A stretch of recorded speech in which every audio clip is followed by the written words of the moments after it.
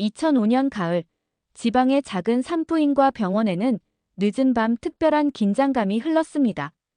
같은 날 밤, 두 명의 여성이 각각 다른 병실에서 진통을 겪고 있었죠. 한쪽 병실의 정민은 22살의 미혼모였습니다. 남자친구는 임신 사실을 알고 떠났고 가족들조차 등을 돌린 상황이었죠. 손에 쥔 돈은 겨우 병원비를 치를 정도뿐이었습니다. 아이야, 미안해. 정민은 배를 쓰다듬으며 눈물을 흘렸습니다. 분만실 문 앞에서 혼자 기다리는 정미의 모습은 너무나 외로워 보였죠. 간호사들도 그녀를 바라보는 시선이 곱지 않았습니다. 또 미혼모네. 요즘 애들은 정말 하는 수군거림이 복도에 울렸습니다. 다른 병실의 서진은 35살로 5년간의 불임 치료 끝에 얻은 소중한 아이를 품고 있었습니다. 재벌가 며느리인 서진에게 이 아이는 단순한 생명이 아니라 집안의 후계자였죠. 시어머니는 병실 앞에서 초조하게 서성이며 꼭 건강한 아들이길 하고 중얼거렸습니다. VIP 병실은 화려한 꽃다발로 가득했고 최고급 산후조리원 예약까지 완료된 상태였습니다. 서진의 남편은 회사 일로 바쁘다며 모습을 드러내지 않았지만 시어머니의 기대만큼은 병실 공기를 무겁게 만들었죠. 자정을 넘긴 시각, 두 아이가 거의 동시에 세상에 나왔습니다. 정미의 아들은 건강하고 씩씩하게 울음소리를 터뜨렸고 서진의 아이는 예상보다 약해 보였습니다. 의사는 서진에게 조금 더 지켜봐야겠다며 애매한 말을 건넸죠. 그때 야근에 지친 간호사 윤희가 신생아실에서 아기들의 팔찌를 확인하고 있었습니다. 40대 중반의 윤희는 20년 넘게 이 병원에서 일했지만 오늘따라 마음이 편치 않았죠. 병원 원장이 은밀히 건넨 봉투의 무게가 마음을 짓눌렀습니다. 아무도 모르게 처리해.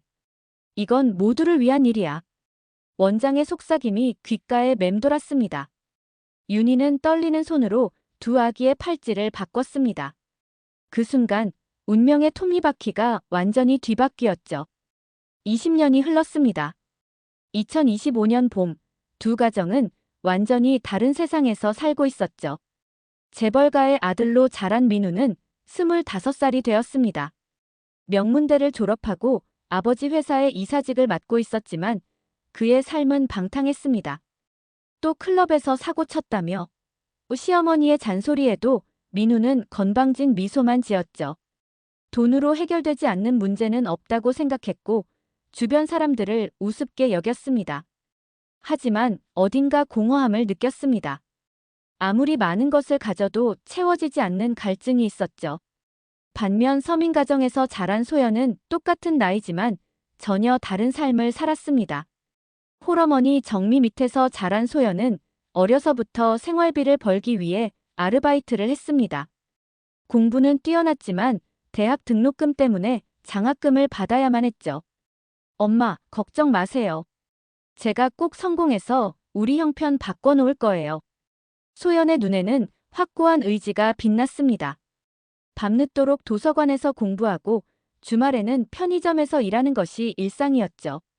그런데 운명의 장난처럼 같은 날 두 사람에게 유전자 검사가 필요한 상황이 벌어졌습니다. 민우는 갑작스러운 간 질환으로 이식이 필요했습니다. 의사는 가족 중에 적합한 기증자를 찾아야 한다며 유전자 검사를 권했죠. 민우는 대수롭지 않게 생각했습니다. 어차피 아버지나 어머니 중 누군가는 맞겠지. 하지만 서진은 이상하게 불안해했습니다. 소연은 명문대 장학금 최종 심사를 위해 유전자 검사 서류를 제출해야 했습니다. 장학재단에서 요구한 가족력 조사의 일환이었죠. 이상하네요. 엄마랑 제가 이렇게 다를 수가. 소연은 검사 결과를 보며 고개를 갸우뚱했습니다. 정민은 그럴 리 없어. 내가 내 딸인데 하며 당황했지만 속으로는 이상한 예감이 들었습니다. 검사 결과가 나온 것은 일주일 후였습니다. 민우는 부모와 전혀 혈연관계가 없었고 소연 역시 마찬가지였습니다. 두 집안 모두 믿을 수 없는 현실에 직면했죠. 재벌가는 충격에 빠졌고 소연의 집은 혼란에 휩싸였습니다. 20년 동안 쌓아온 모든 것이 한순간에 흔들리기 시작했습니다. 검사 결과를 받은 두 집안의 반응은 극명하게 갈렸습니다. 재벌가에서는 이런 일이 있을 수 없다며 즉시 병원에 항의했죠. 서진의 시어머니는 검사에 오류가 있을 것이라며 재검사를 요구했습니다. 하지만 마음 한구석에서는 불안한 예감이 커져갔죠. 민우가 어려서부터 가족과 닮지 않았다는 생각이 자꾸 떠올랐거든요. 소연의 집에서도 마찬가지였습니다. 정민은 내가 직접 낳았는데 무슨 소리야라며 펄펄 뛰었지만 속으로는 20년 전 그날 밤의 기억이 어렴풋이 떠올랐습니다. 분만 후 의식을 잃었다 깨어났을 때의 묘한 느낌, 간호사들의 어색한 표정들이 말이죠. 두 집안 모두 진실을 밝히기 위해 20년 전 출산했던 그 병원을 찾았습니다. 하지만 당시 원장은 이미 세상을 떠났고 출산 기록들이 모두 사라져 있었죠. 화재로 소실됐다는 것이 병원 측의 설명이었습니다. 너무나 의도적으로 보였지만 증명할 방법은 없었습니다. 유일한 증인은 당시 근무했던 간호사 윤희뿐이었습니다. 윤희는 지금도 같은 병원에서 일하고 있었지만 아무것도 모른다며 완강히 입을 다물었습니다. 그녀의 얼굴에는 깊은 두려움이 서려 있었죠. 소연은 참을 수 없었습니다. 진실을 알아야겠다는 생각뿐이었죠. 어느 날 저녁 소연은 윤희가 퇴근하는 길목에서 기다렸습니다. 간호사님, 제발 말씀해 주세요. 전 그냥 제가 누구인지 알고 싶을 뿐이에요. 소연의 간절한 목소리에 윤희는 잠시 망설였습니다. 아가씨, 정말 모르는 게 나을 수도 있어요. 윤희의 목소리는 떨렸습니다. 어떤 진실은 알고 나면 되돌릴 수 없거든요. 하지만 소연은 포기하지 않았습니다. 그래도 알아야 해요. 이렇게 살 수는 없어요. 윤희는 주변을 두리번거리더니 소연을 어두운 골목으로 끌고 갔습니다. 정말 위험할 수 있어요. 20년 동안 제가 이 비밀을 지켜온 이유가 있다고요. 그녀의 눈에는 20년간 쌓인 죄책감과 공포가 가득했습니다. 소연은 윤희의 손을 꼭 잡았습니다. 간호사님도 힘드셨을 거예요. 혼자 이런 비밀을 안고 살기가. 그 순간 윤희의 마음 깊은 곳에서 무언가가 무너져 내렸습니다. 재벌가 내부에서는 이미 소문이 퍼지기 시작했습니다. 민우가 친자가 아니라더라 하는 속삭임이 임직원들 사이에서 돌았죠. 주주들도 불안해하기 시작했고 주가는 미묘하게 흔들렸습니다. 서진은 남편과 시어머니의 차갑고 날카로운 시선을 견뎌야 했습니다. 도대체 어떻게 된 일이냐? 시어머니의 호통이 집안을 뒤흔들었습니다. 우리 집안에 이런 일이 있어서는 안 돼. 서진은 저도 모르는 일이에요라며 울먹였지만 가족들의 의심스러운 눈초리는 날로 더해졌죠. 집안 분위기는 얼음장처럼 차가워졌고 서진은 식사 시간마다 질책을 들어야 했습니다. 절망에 빠진 서진은 결국 윤희를 찾아갔습니다. 고급 승용차에서 내린 서진은 윤희에게 커다란 봉투를 내밀었습니다. 이 정도면 충분하죠? 아무것도 몰랐다고 해주세요. 하지만 윤희는 고개를 저었습니다. 부인, 이미 늦었어요. 소연이라는 아가씨가 계속 찾아와서. 윤희의 얼굴에는 깊은 고뇌가 서려 있었습니다. 그 아가씨가 뭘 알고 있는 거예요? 서진의 목소리는 다급했습니다. 윤희는 길게 한숨을 쉬었습니다. 부인도 진실을 알 권리가 있으실 거예요. 사실은 윤희의 목소리가 떨렸습니다. 20년 전 아기들이 바뀐 게 제 실수가 아니었어요. 윤희의 고백에 서진은 얼굴이 하얘졌습니다. 누군가의 지시였어요. 시어머님이 병원 원장님과 짜고. 서진은 무릎이 꺾이는 것을 느꼈습니다. 20년간 키운 민우가 자신의 친자가 아니라는 것도 충격이었는데 그것이 시어머니의 계획이었다는 사실은 더욱 충격적이었죠. 왜 그런 일을? 서진의 목소리는 가늘게 떨렸습니다. 시어머님은 부인께서 낳으신 아기가 약해 보이니까. 윤희는 더 이상 말하기 힘들어했습니다. 건강한 아기로 바꾸라고 하신 거예요. 재벌가의 후계자는 건강해야 한다면서. 그 순간 서진의 세상이 무너져 내렸습니다. 20년 동안 자신을 속인 시어머니에 대한 분노와 진짜 친자식을 잃었다는 슬픔이 동시에 밀려왔죠. 진실을 알게 된 소연은 친부모를 찾고 싶었습니다. 하지만 재벌가에서는 이를 절대 용납할 수 없었죠. 만약 소연이 진짜 상속자라는 사실이 알려진다면 민우의 지위는 물론 회사 전체가 흔들릴 수 있었거든요. 재벌가는 언론사에 압력을 넣기 시작했습니다. 이런 루머를 퍼뜨리는 기자들은 모두 블랙리스트에 올릴 것이라는 경고가 떨어졌죠. 소연이 접촉한 기자들도 하나둘 입을 다물었습니다. 광고 중단, 법적 소송 등의 위협이 현실적이었거든요. 권력의 무서운 힘이 고스란히 드러나는 순간이었습니다. 민우는 처음에는 이 모든 상황을 대수롭지 않게 여겼습니다. 설마 정말 바뀐 걸까? 그래도 20년을 여기서 살았는데. 하지만 주변 사람들의 시선이 달라지고 회사에서의 입지가 흔들리자 불안해지기 시작했습니다. 동료들의 수군거림이 귀에 들리기 시작했고 아버지의 표정도 예전 같지 않았죠. 특히 소연의 존재가 계속 신경 쓰였습니다. 저 여자가 나타나서 내 자리를 빼앗으려 하나? 민우는 점점 소연을 적대시하게 되었죠. 지금까지 누려온 모든 것을 잃을까봐 두려웠습니다. 명품 브랜드들, 고급차, 최고급 아파트, 그리고 사람들의 부러움 섞인 시선까지 모든 게 사라질 것 같았거든요. 서진은 더욱 복잡한 심정이었습니다. 민우에 대한 모성애는 진짜였지만 어딘가에 있을 친자식에 대한 그리움도 컸죠. 내가 낳은 딸은 지금 어떻게 살고 있을까? 밤마다 눈물을 흘렸습니다. 소연을 보면 묘한 친근감이 들었지만 동시에 죄책감도 밀려왔습니다. 한편 소연은 혼자서 진실을 밝히기 위해 노력했습니다. 법적 대응도 생각해봤지만 변호사 비용도 만만치 않았고 재벌가의 압력 앞에서는 역부족이었죠. 그래도 포기할 수는 없었습니다. 전 그냥 제가 누구인지 알고 싶을 뿐인데. 소연의 간절함은 깊어만 갔습니다. 소연은 포기하지 않았습니다. 윤희가 건넨 작은 단서를 토대로 20년 전 병원의 내부 기록을 찾기 위해 노력했죠. 다행히 윤희가 은밀히 보관해둔 당시 CCTV 백업 테이프를 입수할 수 있었습니다. 정말 위험한 일이에요. 이걸 본 사람들은. 윤희는 떨리는 손으로 낡은 테이프를 건넸습니다. 그래도 진실을 알 권리가 있으시니까.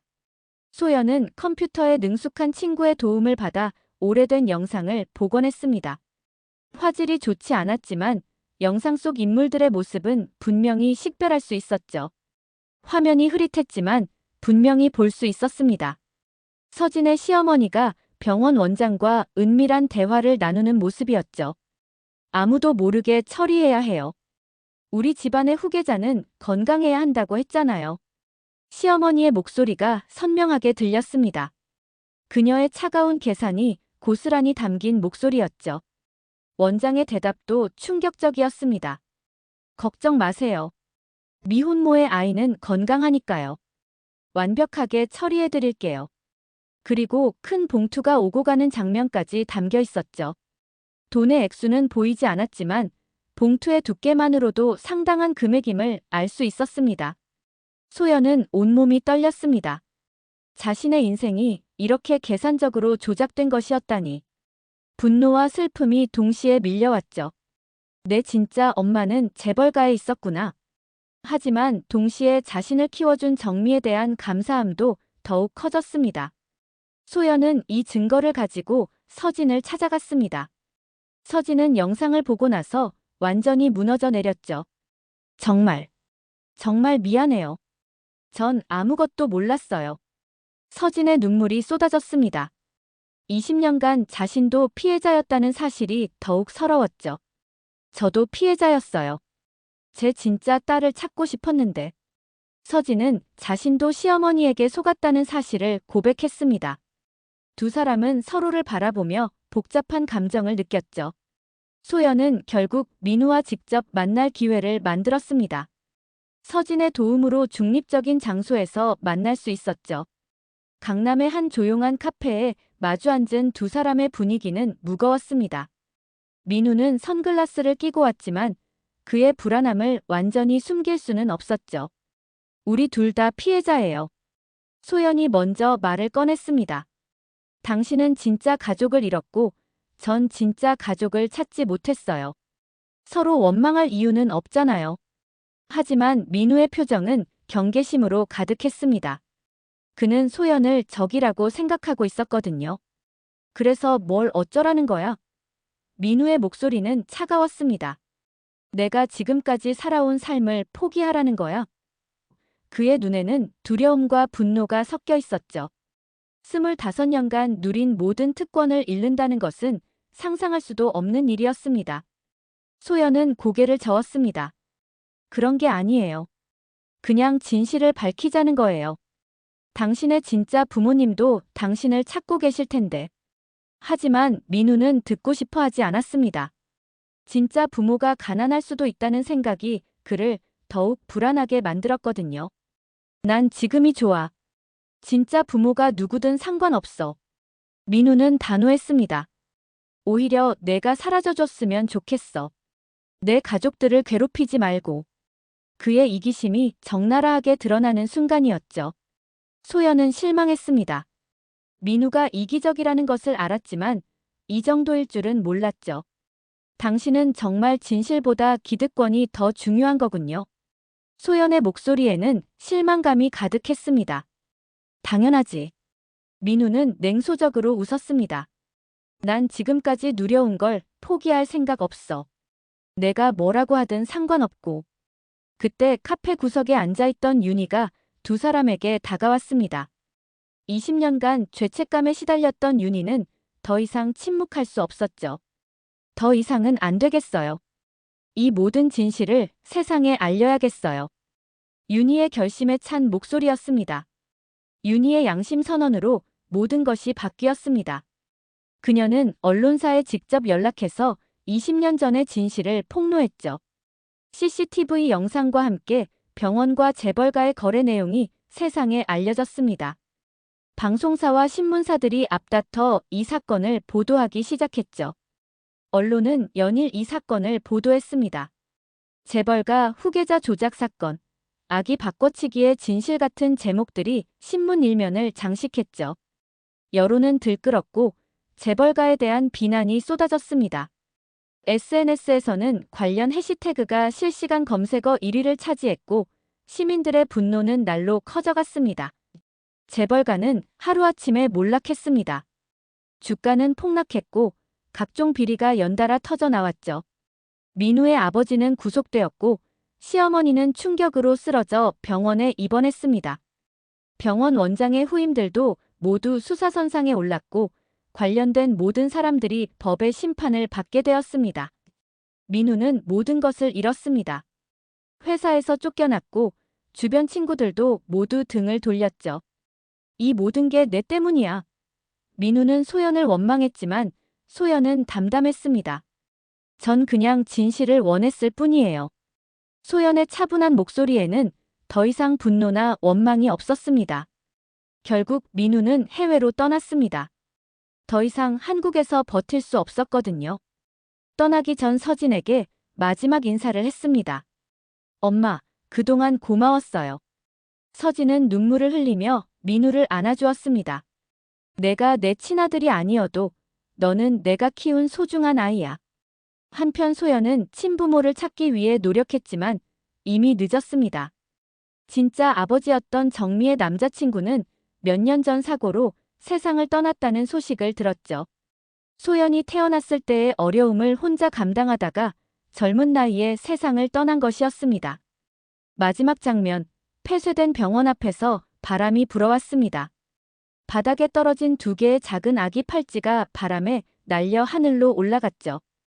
20년간 얽혔던 운명의 실이 마침내 풀리는 순간이었습니다. 소연은 새로운 출발을 위해 걸어갔고 그녀의 뒷모습에는 희망이 가득했습니다.